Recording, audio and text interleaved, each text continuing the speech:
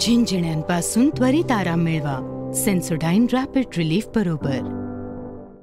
महाराष्ट्रात नेमकं काय घडतंय आताच्या घडीचा सगळ्यात मोठा प्रश्न आहे. मुख्यमंत्री कोण होणार, उपमुख्यमंत्री कोण होणार आणि यात गृहमंत्रीपद शिवसेनेला मिळणार का, असा सगळ्यात मोठा प्रश्न. आपल्यासोबत शिवसेनेचे आमदार आणि सिडकोचे अध्यक्ष संजय शिरसाट, तुमचं स्वागत आहे. काय घडतंय महाराष्ट्रामध्ये? घोषणा का होत नाही मुख्यमंत्र्यांच्या नावाची अधिकृतपणे आणि गृहमंत्र्यांच्या नावाची?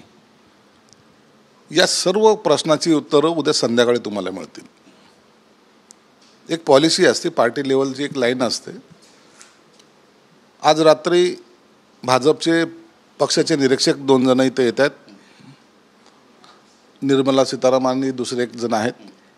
उद्या त्यांच्या पक्षाची बैठक होईल, गटनेता निवडलं जाईल. गटनेता निवडल्यानंतर शिवसेना, भाजप आणि राष्ट्रवादी या तिन्ही पक्षांच्या आमदारांच्या सह्या घेऊन एक बहुमताचा दावा हे राज्यपालाकडे सादर केला जाणार आहे. आणि त्याच वेळेला मुख्यमंत्री कोण याचा सुद्धा निर्णय लागणार आहे उद्या संध्याकाळी. त्यापूर्वी खाते वाटपाचं होईल किंवा शपथविधीनंतर खाते वाटप हे केले जातील. परंतु किती मंत्री घ्यायचे, कोणत्या पक्षाचे किती असावेत, त्याचा निर्णय हा उद्या संध्याकाळपर्यंत लागेल. खाते वाटप तातडीनं करणं गरजेचं नाही, तर एकदा शपथविधी झाल्यानंतर सुद्धा खाते वाटप त्या दिवशी रात्रीसुद्धा केले जाईल. म्हणून मुख्यमंत्री आता बहुतेक भाजपचा होईलच. उपमुख्यमंत्र्याच्या बाबतीमध्ये आणि गृह खात्याच्या बाबतीमध्ये जे काही चर्चा चालू आहेत, या चर्चेचा पूर्णविराम हा उद्या संध्याकाळी आपल्याला लागलेला दिसेल. तिढा सुटलाय का? गृहमंत्रीपद देण्यासाठी भाजप तयार झालाय अशी माहिती मिळते की सोडण्यास नकार आहे, कारण पंचेंद्रिय आहेत गृह खातं म्हटलं तर सरकारचं. याचं तसं काही नाही आहे. तसं हे माहितीची सत्ता आहे. कुणाकडे गेलं तरी ते काम करावं पक्षाचं, म्हणजे माहितीसाठी त्यांना काम करणं आहे. म्हणून याचा हे तिन्ही वरिष्ठ नेते बसलेच नाहीत, त्यांची बैठक झाली नाही, म्हणून त्याच्यावर निर्णय झाला नाही. तो निर्णय व्हायला जो कालावधी लागतोय तो लागतोय. म्हणून त्याच्यासाठी मंत्रिमंडळाचा विस्तार थांबला आहे किंवा मंत्रिमंडळाची शपथविधी थांबला आहे असं काहीच नाही आहे. मंत्रिमंडळाचा शपथ ग्रहणचा सोहळा उद्या 5 वाजता होणार आहे, हे 100% नक्की झालेलं आहे. 5 तारखेला सोहळा पार पडतोय, पण त्यापूर्वीच एकनाथ शिंदे यांची प्रकृतीसुद्धा काही प्रमाणामध्ये बिघडलेली आहे. रुग्णालयात त्यांना आता नेण्यात आलं, सगळ्या चाचण्या झाल्या. पण याला जोडून पाहिलं जात आहे की एकनाथ शिंदे रुसलेले आहेत, फुगलेले आहेत. संजय राऊतांनी टीका केली आणि वरून सांगण्यात येते म्हणून हे सगळं होतंय असं पण म्हणतात. ते एकनाथ शिंदेसाहेब रुसणारे नाहीत किंवा रडणारे पण नाहीत, ते भांडणारे आहेत. म्हणून तुम्ही त्याची काळजी करू नका. एक तब्येत खराब होणं हे त्यांच्या हातात नसतं. झाली ठीक आहे, त्याचे टेस्ट ते चालू आहेत आणि ते त्याला प्रतिसाद देत आहेत. म्हणून आता एक जी डेंग्यूचं थोडंसं चान्सेस होते तर ते निगेटिव्ह आलेले आहे त्याचे रिपोर्ट्स. म्हणून एक चांगली बाब आहे. मला वाटतं 2 तास आणखीन लागतील. सर्व आणखीन ज्या काही चाचण्या आहेत त्या पूर्ण होतील. बहुतेक आज संध्याकाळी ते वर्षाकडे येण्याची शक्यता आहे. तुमची काही बैठक होणार आहे सगळ्या मंत्र्यांबद्दल च्या खातेवाटपासंदर्भात काही महत्त्वाची चर्चा होईल वर्षावर? एकदा त्यांची तब्येत ठीक होऊ द्या, त्यांचं काय मत आहे हे त्याला महत्त्व आहे. किती मंत्री 5 तारखेला शपथ घेतील असं वाटतंय तुम्हाला? त्याची माहिती आणखीन परिपूर्ण बाहेर आलेली नाही, परंतु अंदाजे तिन्ही पक्षाचे मेजर मंत्री हे शपथ घेतील. एकनाथ शिंदे हे विरोधी पक्षनेते होतील का, हा क्वेश्चन मार्क टाकून अंजली दमन यांनी हा सवाल उपस्थित केलेला आहे. त्यांना त्यांच्या सूत्रांकडून ही माहिती मिळते आणि विरोधी पक्षच ठेवायचा नाही राज्यामध्ये अशी नीती काहीतरी आखते भाजप, असा थेट त्यांनी दावा केला आहे. त्यांच्या स्टेटमेंटला काय अर्थ काय आहे? कशाच्या बेसवर बोलत आहेत? काही लोकांना ना या राजकारणामध्ये डोकावण्याची फार सवय लागलेली. वाकून पाहणे हा जो प्रकार आहे ना, हा चुकीचा आहे. तुम्हाला काय करायचं आहे? काय तुमचा काही पक्ष आहे, तुमचे कोणी आमदार आहेत, तुम्हाला याच्यावर कॉमेंट्स करायचे, करत बसा ना. परंतु ह्या सगळ्यात चुकीच्या आपलं अस्तित्व कुठंतरी दाखवायचं आणि काहीतरी नवीन आम्ही काय टूम दाखवतोय, आम्ही काहीतरी नवीन मांडतोय, हे जे काही संभ्रम निर्माण करायचा प्रयत्न करून स्वतःची आपलं विद्वत्ता पुन्हा एकदा जगासमोर आणायचा हा प्रयत्न काही लोक करतात. त्याच्याकडे दुर्लक्ष करत राहा. त्यांच्या बोलण्याला किंवा त्यांच्या स्टेटमेंटला काही तसा अर्थ नाही आहे आणि म्हणून आम्ही त्याची काळजीसुद्धा करत नाही. छगन भुजबळ म्हणतात की आमचा स्ट्राईक रेट चांगला आहे. आता त्यांना स्ट्राईक रेटबद्दल त्यांनी विधान केलं आहे मोठं आणि ते म्हणतात की भाजप नंबर 1चा पक्ष आहे, आम्ही नंबर 2चे आहेत, मग तुम्ही नंबर 3चे का? मला कळालं नाही आता. या अशाच वेळेला यांना हे स्ट्राईक रेट का आठवला, लोकसभेच्या स्ट्राईक रेटवर का बोलले नाहीत? अहो असं आपली साईड काहीतरी मांडायची म्हणून मांडू नका. तुम्हाला स्ट्राईक रेटबद्दल तर लोकसभेला जे काही झाला ना तुमचा स्ट्राईक रेटचा त्याच्यावर बोलता आलं असतं. परंतु आता या उद्या परवा शपथविधी आहे आणि त्याच्यापूर्वी असे स्टेटमेंट करून नेमकं काय मिळवायचं आहे हे मलाही कळालं नाही. परंतु मला वाटतं हेड काउंटिंगला याच्यामध्ये महत्त्व असतं आणि हेड काउंटिंगच्या दृष्टिकोनातूनच भाजप 1 नंबरचा पक्ष आहे, शिवसेना 2 नंबरचा आहे आणि ते 3 नंबरचे आहेत. हे जगजाहीर आहे.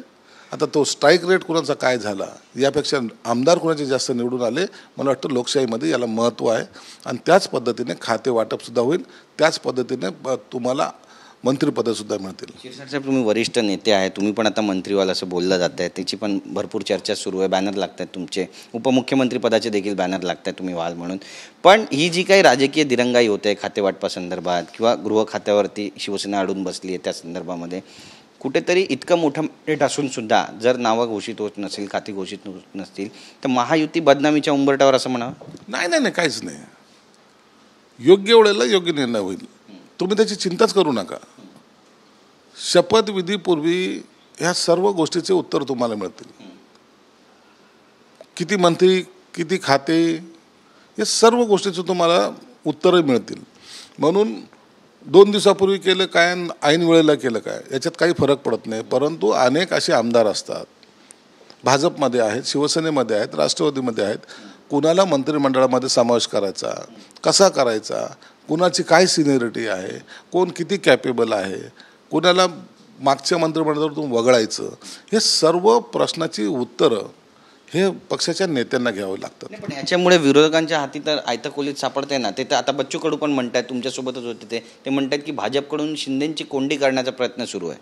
ना आमची कुठं कोंडी होते, ना आमच्यात कुठंही विसंगती नाही आहे. सुसंवाद आमचा चालू आहे. तुम्ही आज पाहिलं असेल, आम्ही सर्व तिन्ही पक्षाचे नेते आज आझाद मैदानावर गेलो, जागेची पाहणी केली आणि म्हणून काल तर फक्त भाजपचेच नेते गेले होते, तुम्हाला निमंत्रण नव्हतं. भाजपचे नेते हे वेगळ्या कारणास्तव गेले होते. सीपीने त्यांना स्वतः बोलवलं होतं. एक दोन्ही इन गेट आणि आउट गेट असतं, त्याच्यामध्ये एक एक्झिट गेट वेगळं ठेवलं जातं इमर्जन्सी. ती कुठून एंट्री घ्यायची याबद्दल चर्चा करली आणि आज आम्ही सर्वांनी जाऊन त्या सर्व बाबीचा पाहणी केलेली आहे. म्हणून आमच्यामध्ये सुसंवाद आहे, याच्यामध्ये कोणीही मिठाचा खडा टाकायचा प्रयत्न केला काही फरक पडत नाही.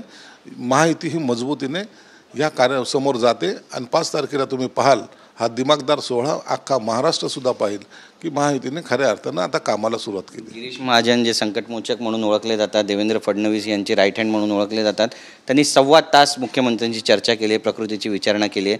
त्यामुळे आता आशादायी आहात की गृह खातं मिळेल म्हणून? गिरीश महाजनांनी काय चर्चा केली याची मला कल्पना नाही, परंतु मला वाटतं गृह खात्यावर किंवा इतर कोणत्याही खात्यावर गिरीश महाजनची चर्चा झालेली नाही आणि गिरीश महाजनाला ते अधिकारसुद्धा नाहीत. म्हणून जर चर्चा झाली असती तर देवेंद्र फडणवीसची आणि एकनाथ शिंदे साहेबात झाली असती. गिरीश महाजन हे फक्त प्रकृतीची चौकशी करायला गेले होते आणि त्यांनीसुद्धा त्यांना विनंती केली की आपली प्रकृती ठीक झाल्याबरोबर तातडीने आपण सगळं जर मिटिंग घेतल्या तर हा तिढा सुटेल, एवढी त्यांची विनंती होती. म्हणून संकटमोचन गेले आणि काहीतरी तिढा सुटलाय अशातले काही प्रकार नाही. बरं, मी थेट विचारतो तुम्हाला, गृह खातं देण्यास दिरंगाई का होते आणि भाजप ते देऊ इच्छित नाही का? भाजपने गृह खातं दिलं पाहिजे अशी आमची अपेक्षा आहे आणि मला वाटतं त्याला जास्त आडेवेडे भाजपही घेणार नाही असं एकंदरीत मला माहिती आहे. म्हणजे सल्यूट तुम्हाला जास्त मिळतील सरकार जेव्हा स्थापन होईल त्यावेळी? हे सल्यूटसाठी खातं नसतं, हे लोकांना जे काही उपद्रवी लोक आहेत ना त्यांना सरळ करण्यासाठी हे खातं घ्यावं लागतं. ज्यांचा उपद्रव वाढला आहे, ज्यांना समाजाला ज्याच्यापासून अडचण आहे, ज्यांना त्रास होतो आहे, जे समाज विधायक कामं करत आहेत त्यांना नीट करण्यासाठी खातं असतं आणि आम्ही सल्यूट घेण्यापेक्षा त्या अशा शक्त्यांना नीट करण्याचा प्रयत्न जरूर करू. पण काही जण अशी आहेत का की ज्यांना हे खातं तुमच्याकडे नको आहे असं वाटतं तुम्हाला राजकारणामध्ये? काही लोक घाबरून असा विचार करतायत यांच्याकडे गेले तर आपली वाट लागेल म्हणून, आणि ती वाट लागायचं काम शिंदेसाहेब चांगल्या प्रकारे करू शकतात हे याची जाणीव त्यांना असल्यामुळं नको रे बाबा शिंदेसाहेबाकडे खातं असं सुद्धा काही लोकांचं मत आहे. नक्की, धन्यवाद आमच्याशी बातचीत केल्याबद्दल. कॅमेरा पर्सन किशोर भोवळचा, गिरीश गायकवाड, TV9 मराठी, मुंबई. झिंझिण्यांपासून त्वरित आराम मिळवा सेन्सोडाइन रॅपिड रिलीफ बरोबर.